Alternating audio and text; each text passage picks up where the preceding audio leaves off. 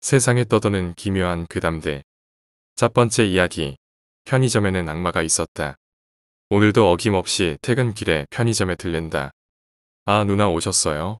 오늘은 좀 늦으셨네요. 딸랑거리며 편의점 문이 열리고 내가 들어서자 낯 익은 얼굴인 주용이 반갑게 인사를 건넨다. 오늘은 좀 늦게 끝났어. 나도 일 때려치고 너랑 같이 알바나 할까? 저 조만간 알바 때려칠 거예요. 혼자 하시겠네요. 가벼운 농담을 던지곤 서로씩 웃어 보인다. 그리고 이내 내 손은 익숙하게 간편 도시락과 음료수를 집어든다. 아침은 바빠서 못 챙겨 먹고 점심은 근처 식당에서 대충 먹고 그리고 저녁은 이렇게 간단하게 편의점 음식으로 때운다. 이 일을 시작한 이후로 벌써 이렇게 생활해 온 지도 한 달이 좀 넘는다. 일이 늦게 끝나는 직업의 특성상 어디서 뭘 사 먹기엔 너무 늦었고 요리해 먹자니 지친 몸을 이끌고 할 짓은 아니었다. 그래서 선택한 것이 편의점에서 파는 간단하게 먹을 수 있는 요깃거리들이었다. 이렇듯 편의점에 자주 들리다 보니 편의점에서 일하는 남자 알바생 주용과도 어느 정도 친해졌는데 이것은 단순히 내 오지랖과 낯가람이 없는 내 성격 덕이었다. 어쩌면 적적하고 심심한 퇴근길에 잠깐이라도 담소를 나누고 싶었는지도 모르겠다. 총합해서 근데 만날 이렇게 드시는 것 같은데 몸 상하시겠어요. 주용이 계산을 하다 말고 말을 건넨다. 어쩔 수 없지. 뭐 이 시간에 어디 가서 사 먹을 수도 없고 사 먹더라도 혼자면 좀 이상하잖아. 그래도 시켜 먹는다든지. 시켜 먹는 건 너무 비싸잖아. 어차피 오기만 할 건데 이거면 충분해. 걱정은 됐네요. 뭐 편의점 음식은 싼 맛에 먹긴 하죠. 주용은 멋쩍게 웃으며 귓머리를 몇 번 벅벅 긁고는 이내 계산을 마치고 봉투에 물건을 넣어 건네주었다. 그것을 건네받고는 짧게 인사를 하고 편의점 문을 나섰다. 오늘은 기분도 더럽고 날씨도 더러운 게 비가 쏟아지고 있었다. 요 며칠간은 잠잠하더니 비가 다시 내리기 시작한 것이다. 하필이면 나 퇴근할 때 비 올게 뭐람. 나는 몇 마디 중얼거리며 눈 확 감고 편의점을 향해 뛰기 시작했다. 딸랑거리는 소리와 함께 편의점 문이 열리고 들어서자 무언가 허전함을 느꼈다. 편의점은 조용했고 반갑게 반겨줘야 할 주용이 보이지 않았다. 잠깐 화장실이라도 갔나 싶어 도시락과 음료수를 골라놓고 기다려봤지만 분명 딸랑거리는 소리를 들었을 텐데 카운터에는 아무도 오지 않았다. 주용아, 손님 안 봤냐? 주용의 이름을 불러봤지만 내 음성을 끝으로 나타나는 건 없었다. 재차 크게 불러보려던 때 편의점 창고 쪽에서 누군가가 헐레벌떡 카운터를 향해 달려왔다. 남자는 파란색 유니폼을 입고 있는 것으로 보아 알바가 분명한데 얼굴에는 땀이 송골송골 맺혀있고 숨은 거칠게 내쉬고 있었다. 왼쪽 뺨 아래 큰 점이 눈에 띄는 남자였다. 남자는 한참 헉헉대며 나와 카운터를 번갈아 보더니 이내 입을 열었다. 죄송합니다. 손님. 오래 기다리셨죠? 금방 계산해 드릴게요. 아, 예. 남자는 바코드 스캐너를 몇 번 둘러보더니 누가 봐도 어색하게 계산을 하기 시작했다. 남자에게 돈을 건네고는 약간 의아하게 쳐다보자 변명이라도 하든 말을 꺼냈다.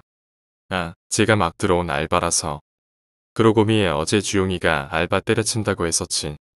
나한테 말도 안 하고 그만두다니 배신감이 느껴졌다. 이렇게 금방 관둘지도 몰랐다. 혹시 여기 전에 일하던 알바 아시나요? 잘 모르겠어요. 혹시나 해서 주용에 관해서 물어봤지만 역시나였다. 순간 창고 쪽에서 덜컹거리는 소리가 들려 창고를 바라보니 갑작스럽게 남자가 말을 꺼냈다. 정리가 아직 덜 돼서. 아까도 정리하느라. 아, 네. 안녕히 가세요. 낯설은 인사를 들으며 우산 하나를 사들고 편의점 밖으로 나오니 비는 더욱 거세게 몰아치기 시작했다. 오늘은 뭔가 일이 안 풀리는 날이야.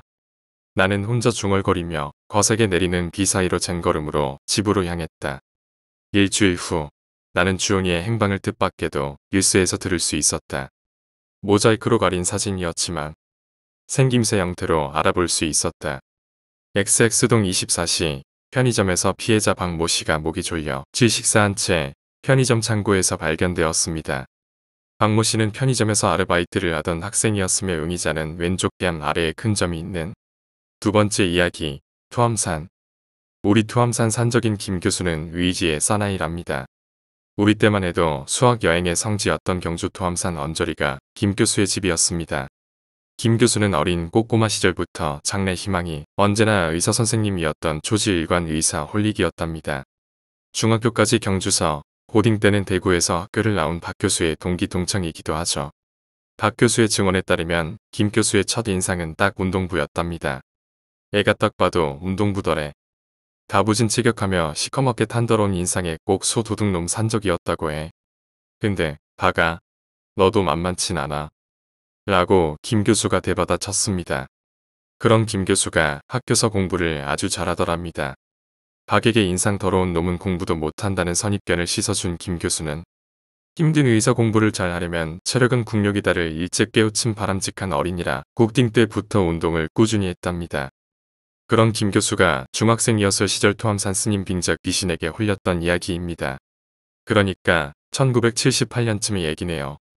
저랑 같은 시대를 사는 사람이라 계산하기 편하네요.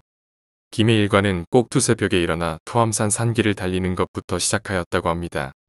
뭐 산에 전기를 받는다나 비 많이 올 때나 눈 쌓인 날을 제외하곤 고 이때까진 그렇게 매일 새벽 운동을 했대요. 의지의 한국인이죠. 그날도 해도 뜨지 않아 어둠이 채 거치지 않은 산길을 외롭게 달리고 있었다고 합니다. 그렇게 한참을 달리는데 저 앞쪽에 스님이 한 분 걸어가시고 있으셨대요. 토암산에 불국사 있잖아요. 스님들이 엄청 바지런 하시더만요. 원래 불국사라는 큰 절도 있고 스님들도 자주 보던 터라 아무 생각 없이 지나갔다고 합니다. 그렇게 한 10분쯤 달리는데 앞에 스님 한 분이 또 가고 계시더래요. 그런데 뒷모습이 눈에 익더랍니다. 뭐 스님들이야 체격 차이가 현저하지 않으면 뒷모습이야 거기서 거기잖아요. 옷차림도 똑같고 조선 나이키라 불리던 흰색 고무신도 똑같고 무엇보다 헤어스타일이 똑같잖아. 그래서 오늘따라 부지런히 길 나서는 스님들이 많다 라고 생각하며 또 아무 생각 없이 스쳐 지나갔다더군요. 그렇게 계속 뛰는데 어라? 또 앞에 스님 한 분이 길을 가고 계시더랍니다. 이쯤 되자 아무리 눈치 없는 김도 뭔가 이상하더랍니다. 스님들 뒷모습이 너무 눈에 익더라고 해요. 분명 같은 사람 같았다고 해요. 이쯤 되자 이번엔 김 교수도 스님을 지나치면서 옆 눈질로 스님의 얼굴을 봤다고 해요. 그런데 그 스님도 곁눈질로 지나가는 김 교수를 째려보고 있더랍니다.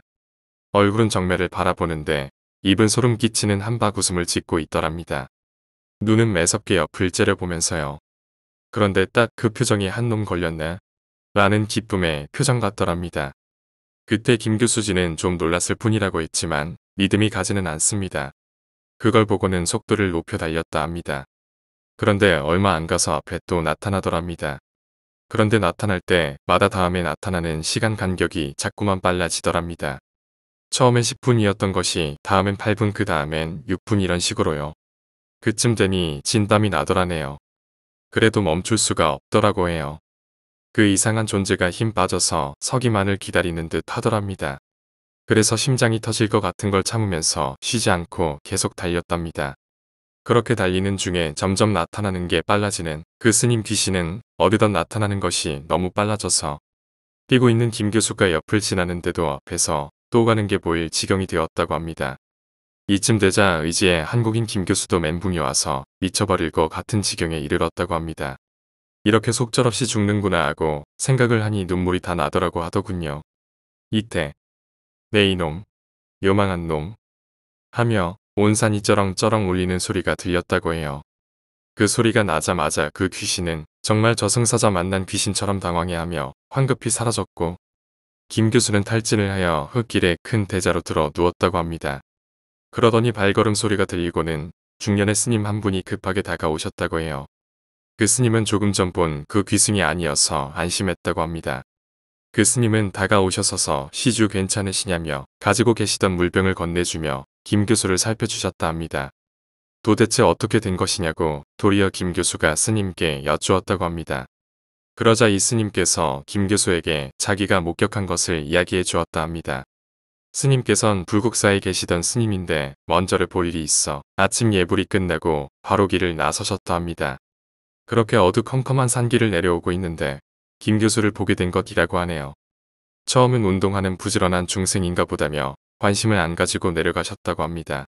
그런데 김 교수가 어느 정도 뛰고는 다시 뒤돌아서 뛰고 어느 정도 뛰고는 다시 돌아서서 뛰어가는 행동을 반복하더라고 했답니다. 마치 왕복 달리기를 하는 모양으로요. 그래서 좀 이상하다는 생각에 유심히 쳐다보는데 김 교수의 표정이 심상치가 않더랍니다. 원가에 쫓기는 두려운 표정이었다고 합니다. 그쯤 되자 이 스님께 느낌이 팍 오더랍니다.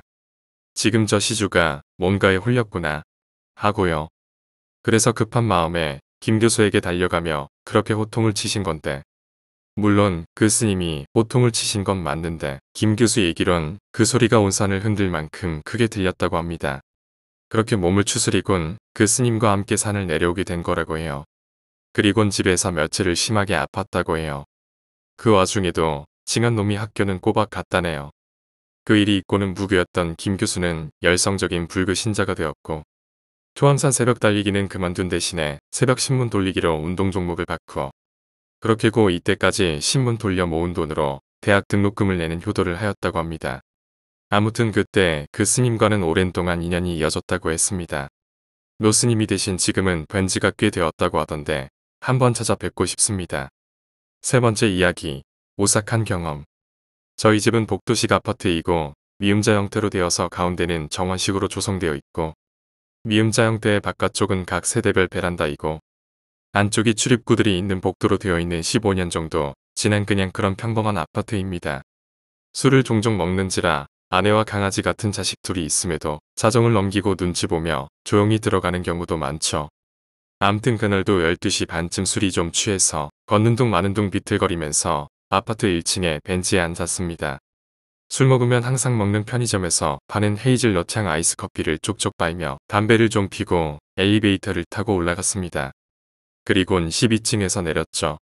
근데 술 취하면 사람마다 틀리겠지만 저는 항상 커피를 마시고 담배를 많이 찾게 되더군요. 바로 집에 들어가면 두 돌이 안 된 둘째 잠을 깨울 것 같고, 다시 담배를 피러 못 나오니 하나만 더 피자 하고 집 앞 현관 앞에서 담배를 한 대 더 빼서 물었습니다.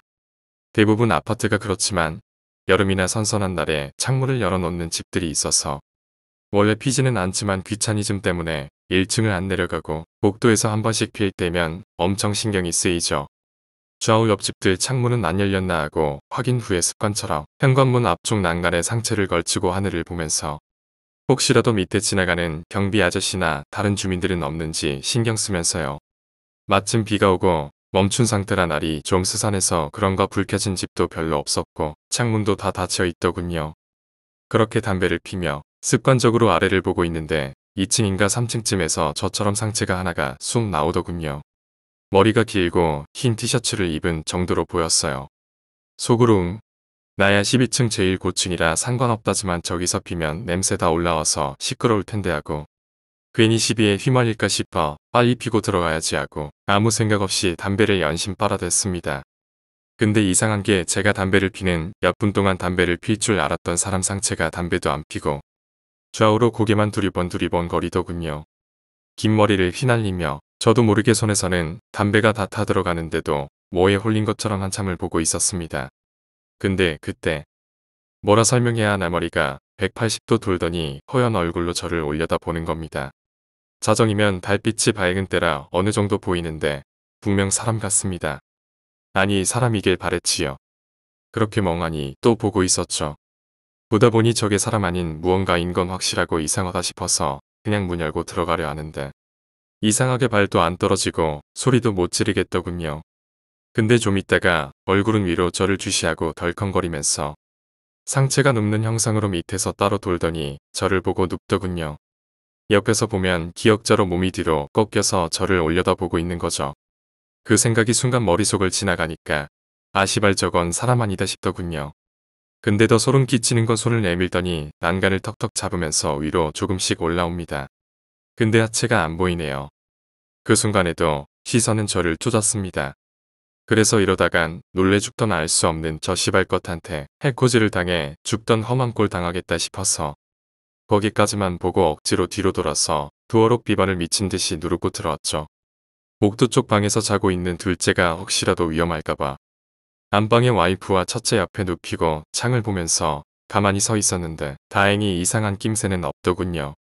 그날 이후로 다시 본 적도 이런 거 너무 무서워하는 아내한테 얘기한 적도 없지만 정말이지 궁금하기도 하고 소름 끼치기도 하고 그렇네요. 불과 몇 달 전에 몇 년 전에 겪었던 저승사자 목격담을 무서운 글터에 올리고 다시는 이런 경우 많겠지 했는데 신기하게 또 거리가 생기네요. 요즘 피곤하기도 하고 정신적인 스트레스가 많아서 몸이 약해져서 그런 건가 하고 넘길까도 생각하지만 비슷한 날씨나 시간대에 술 먹고 들어오면 항상 등골이 오싹해지고 담배 필 때 밑에를 내려보지도 못하겠네요. 네 번째 이야기, 액자.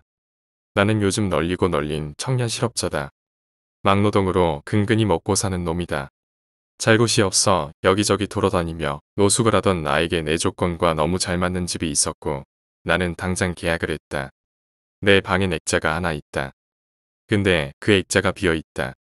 가족 사진도 없고 그 흔한 내 졸업 사진도 없다. 그저 투명한 유리가 빈 방을 비춰주고 있을 뿐이다. 왜 사진도 없는 액자 버리지도 않고 가지고 있냐고. 액자가 나에게 말을 건다. 가족도 친구도 없는 나에게 말벗이 되어주는 고마운 액자다. 매일 아침이면 어김없이 말을 걸어온다. 올라간다. 고마워. 갔다 올게. 나는 이 뜻이 내 생활 수준이 점점 올라간다는 뜻으로 생각했다. 비록 짧은 대화이지만 막노동을 나가는 나에게 작은 위안이라도 된다. 흐뭇한 미소를 지으며 차가운 아침 바람을 맞으며 집을 나선다. 고된 일을 끝내고 집으로 돌아온다. 문을 열자 액자가 나에게 말을 건다. 내려간다. 나는 또 이 뜻을 오늘 쌓았던 피로가 내려간다는 뜻으로 생각했다. 고된 일을 한 몸의 피로가 한순간에 풀린다. 나는 흐뭇한 미소를 지으며 아득한 꿈속의 세계로 빠져든다. 옆집의 닭소리와 함께 다음날 아침이 밝아온다. 액자가 말이 없다. 액자야. 액자야. 액자가 말이 없다. 오늘 자고 나면 다시 말해주겠지. 오늘도 말이 없다. 한순간에 기운이 푹 빠진다. 아침밥을 먹지 않아도 액자가 응원해주면 하루 종일 속이 든든했었는데 일은 해야 했기에 집 밖을 나선다. 오늘따라 아침 공기가 더 차다. 자, 오늘은 월급날이다. 차례대로 받아가라. 오늘은 월급날이다. 월급 받으면 액자 주변에 꽃병도 놔주고 인형도 놔주고 싶었는데 액자가 말을 안 하니 그런 생각이 사라지며 화가 나기 시작했다. 뭐야? 언제는 힘내라고 하더니 그래, 너도 나를 무시하는구나. 화가 치밀어 오른다. 좀처럼 가라앉지 않는다. 나는 당장 집으로 가 액자를 들고 나온다. 집 옆에 쓰레기 수거함에 가서 액자를 던져버렸다. 벗어버려. 위선자. 집으로 돌아온 나는 한결 후련해졌다. 옷도 갈아입지 않고 바로 잠을 잤다. 윤서가. 윤서가. 누가 날 부른다. 무심결에 소리가 나는 곳을 더듬거리며 쫓아간다. 윤서가. 액자다. 나는 반가웠지만 화가 났기에 아무 말도 하지 않고 무정하게 바라만 봤다. 액자는 내가 오자 기다렸다는 듯이 말을 뱉는다. 나는 당신을 사랑합니다. 나는 당신을 사랑합니다. 갑자기 같은 말을 반복하는 액자. 나는 용서해줄 요령으로 액자를 다시 주워들었다. 그러니 액자가 깨져버렸다. 깨진 파편들은 내 손으로 날아와 상처를 입혔다. 손에서 피가 흐른다. 뭐야? 나는 비명을 지르며 일어났다. 아, 꿈이었구나. 뭔가 깨름칙하다. 주위를 둘러보니 액자가 있다. 오늘 왠지 불길한데. 나는 오늘 현장에 액자를 가져가기로 했다. 윤서가. 네. 오늘은 벽돌 그만 나르고 저 빌딩 위에 가서 자재 좀 날라라.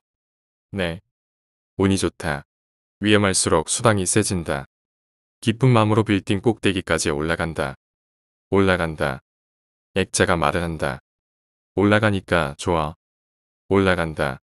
액자가 자주 하는 말대로 올라가니 액자가 좋아하는 듯하다. 꼭대기에 도착한 나는 자재를 나르기 시작했고 시간이 흘러 점심시간이 다가왔다.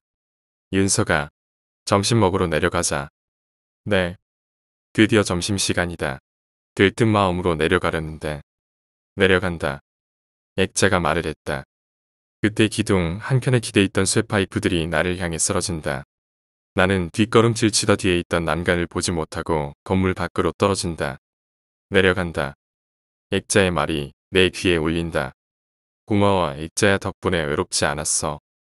헉. 서울의 한 공사 현장에서 인부가 실족사를. 오이 형씨. 오늘은 여기부터 돌자고. 잠깐만, 이게 뭐야? 쓰레기들 사이에 한 청년의 사진이 깨진 액자에 들어있고 액자 밑에는 피로 물든 하얀 국화가 놓여 있었다. 그리고 국화 옆에 피로 쓰인 글씨가 있었다. 나는 당신을 사랑합니다. 5번째 이야기, 환상. 나에게는 3년 동안 나만 바라봐주는 여자가 있다. 그런데 요즘 그녀가 관심을 넘어 집착을 가지는 것 같아서 무섭다. 나의 모든 것에 대해 의심을 가진다. 심지어 우리 집에 올 때도 어떤 여자가 있는 것이 아니냐고 나를 추궁하는 모습이 심히 보기가 안 좋다. 그래서 난 그녀에게 이별을 통보했다. 그녀는 그것을 받아들이지 못하고 나에게 다른 년이 있는 것이 아니냐며 자기가 더 잘할 수 있다고 말을 해댄다. 하지만 난 이미 그녀가 무섭다. 더 이상은 좋은 감정은커녕 악감정만 생길 것 같아 뒤도 안 보고 집으로 왔다. 그리고 다음날 나는 먹거리를 사러 집 밖으로 나왔는데 그녀가 우리 집 앞에서 잠들어 있었다. 난 그 모습을 보고 소름이 돋았다. 그녀의 손에는 반짝이는 무언가가 있었기 때문이다. 그래서 난 그녀의 손에서 몰래 칼을 빼앗고 그녀를 신고를 했다. 그리고 금방 경찰이 왔다. 그런데 경찰들은 나를 잡아갔다. 그러고 보니 내가 뺏은 칼을 들고 있었다. 그래서 내가 범인으로 몰려가는 것이다. 그녀가 깨어났는데 아무 말이 없었다. 그래서 난 그 상태로 경찰서로 가서 신문을 받았다. 그런데 무슨 이유인지 경찰들은 나를 믿지 못하고 끝까지 다 알고 있으니 사실대로 말하라고 한다. 그런데 난 잘못한 게 없으니 유치장에서 차라리 변호사를 기다리는 게 나을 것 같아서 그냥 하염없이 기다렸다. 경찰 시선. 오늘 웬 미친놈이 집 앞에서 여자를 칼로 찌르고 자기가 신고를 했다. 그 여자는 칼로 난도질을 당한 것 같다. 그리고 시체는 이미 죽은 지 하루가 지났다. 그래서 그 시체를 실어 가는데 그 시체는 눈을 감지 못했다. 갑자기 살해한 것 같다. 미친놈. 그리고 그 미친놈을 서로 데리고 가서 신문을 하는데 그 놈은 그녀가 자기 여자친구이고 그녀가 칼을 들고 자기 집 앞에서 잠들어 있다고 말을 해댄다. 조사 결과는 이미 나왔고 우리는 왜 죽였는지만 알면 되는데 이게 무슨 헛소리인지 모르겠다. 그녀의 가족들의 증언은 남자친구는커녕 대인기 비증이 있어 오랜만에 집 밖으로 나왔는데 그런 일을 당했다고 한다. 6번째 이야기, 아르바이트. 이 이야기는 후쿠오카 공항 근처에서 있었던 일입니다. 그 당시 나는 경비회사에서 아르바이트를 하고 있었는데 회사의 건물 안에서 이상한 체험을 하게 되었습니다. 그 회사에는 심야의 CCTV에 모니터를 하기 위한 방이 따로 있었습니다. 그곳이 내가 이상한 체험을 하게 된 곳입니다. 처음에는 왠지 뒤쪽에서 누군가가 나를 쳐다보는 듯한 시선을 느끼는 정도였지만 점점 누군가가 이야기를 하는 듯한 소리나 숨을 쉬는 듯한 기척을 느끼게 되었습니다. 그것이 마음에 걸려 회사의 선배에게 이야기해 보니 놀랍게도 다들 비슷한 경험을 가지고 있었습니다. 선배들은 내가 겪었던 일들 외에도 휴게실에서 새우잠을 자고 있으면 침대 주위에서 누군가가 돌아다닌다거나 계단을 돌아다니는 소리를 듣곤 했다고 합니다.